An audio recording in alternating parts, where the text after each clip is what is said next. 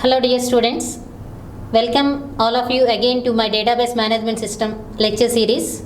Now in this video we are going to cover how the deadlock avoidance can be done and how we are going to prevent the deadlocks. So first we will see about what is deadlock avoidance. So as already you know, whenever the deadlock has been happened, all the transactions that are involved in the deadlock are in the infinite waiting state for each other to be restarted. So in order to overcome the situation from the deadlock, one way is to abort any one of the transaction that has been involved in the deadlock.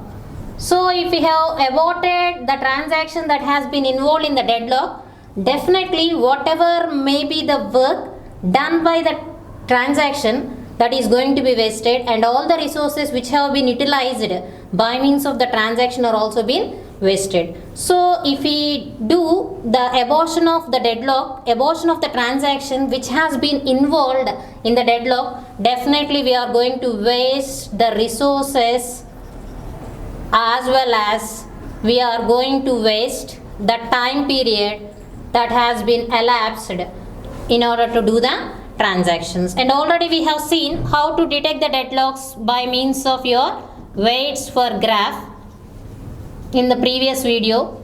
And for example, if it is the wait for graph T1 and T2, in which T1 is waiting for T2 and T2 is waiting for T1, definitely both of them are involved in the deadlock situation. Then we need to abort either T2 to release the lock, and that lock can be given to T1, or either we can abort the transaction T1 to release the lock that has been utilized by the T1 to give that lock to the T2. So if we do any one of the situation, definitely we are going to waste the resources as well as we are going to waste the time period. So in order to avoid such kind of wastage of resources and in order to avoid such kind of wastage of time period, now we are going to do the another kind of methodology that is being called as the deadlock prevention. We will see how the deadlock prevention can be done and what are the different types of schemes available in order to do the deadlock prevention.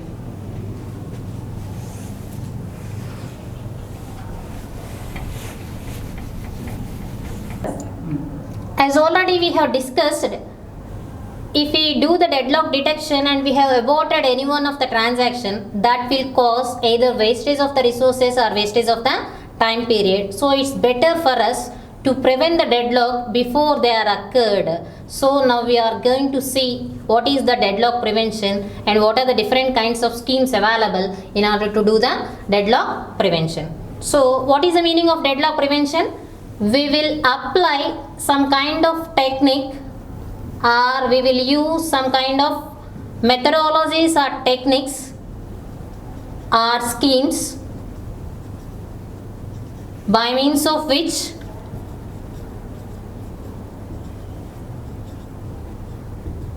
we can make sure that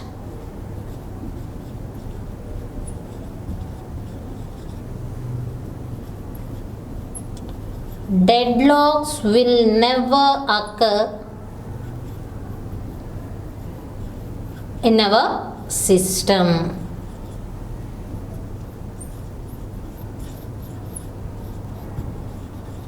So the meaning of deadlock prevention is we need to apply certain kinds of techniques or schemes by means of which we are able to prevent the deadlocks. That means we will give the assurance that the deadlocks will never occur in our system. That is the meaning of deadlock prevention. Now we are going to see what are the different kinds of schemes we can use in order to prevent the deadlocks in the case of your database management systems.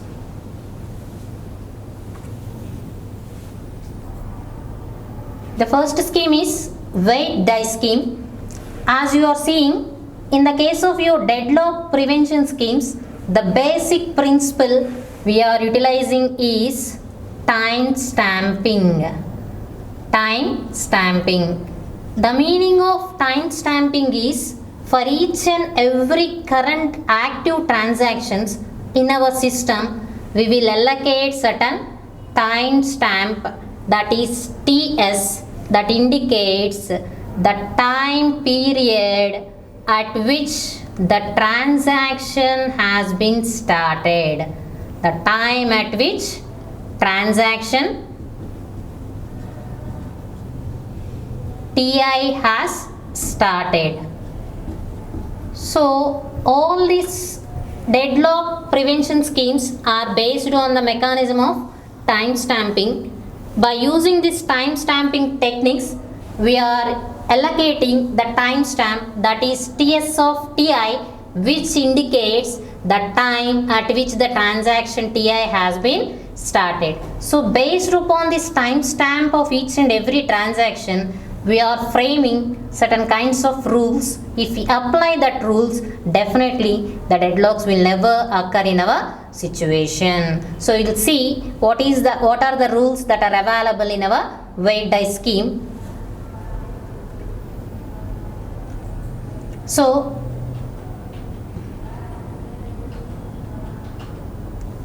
the weight die scheme is based upon these two types of rules. What is the first rule?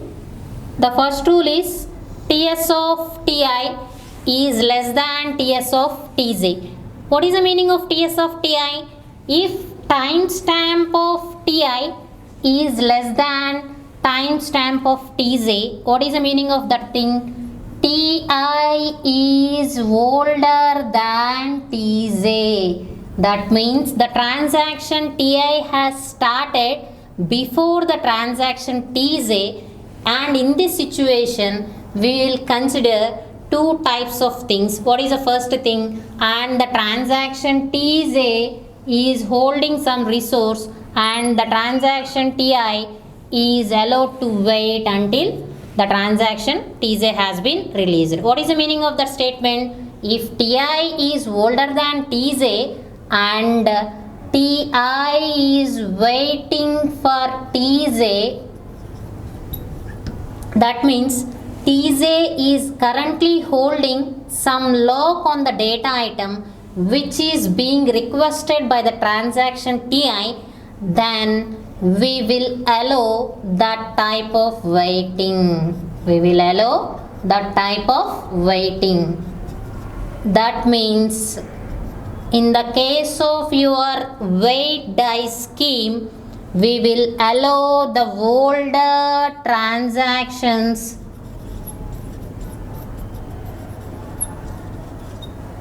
to wait for younger transactions. Wait for younger transactions. So if we see the first rule, what is the meaning of first rule? If TS of TI is less than TS of TJ, what is the meaning of that one?